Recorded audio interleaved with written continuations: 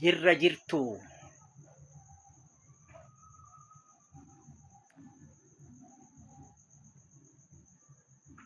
uumaa rabbii hundi keessan warra afaan kiyya dhaga'uu fi warra afaan kiyya hin dhageenyes kan addunyaa kana mararra jirtan hundinuu baga gannaaraya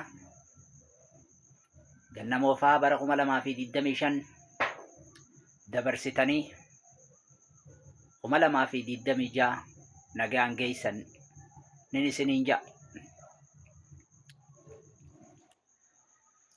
Barri kun bara gammachuu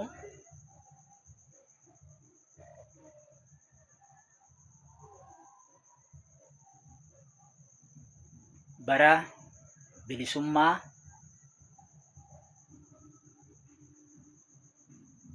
bara nageenya nuuf haa ta'u jecha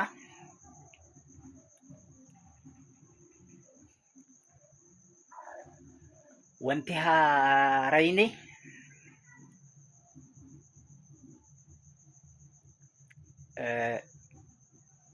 isiniif haa dhuftu. Walumaa galatti keessaa fuudhaamsiniin hin qabu.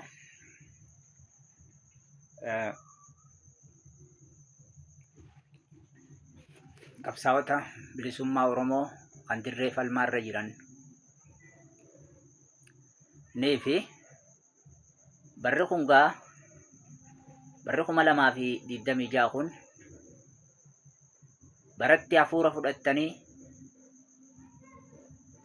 bilisummaa gonfattanii alaabaa teessan dhaabdanii nagayaan ummata keessan itti tajaajiltan isiniif haa ta'uun isiniin ja'a. Kaisaafuu gaa gar tokkoon gannaariyaa gara lamadaatiin ammajiin takka guyyaa waraana bilisummaa Oromooti, guyyaa wabooti. Waboon gaa galata qabdi, wanti biraa ta godhuu dandeenyu hin jirtu. Galanni keessan bilisummaa haa ta'u. Bara kana bilisummaan isin haa gammachiisu isiniin ja'a bakka jirtan maratti.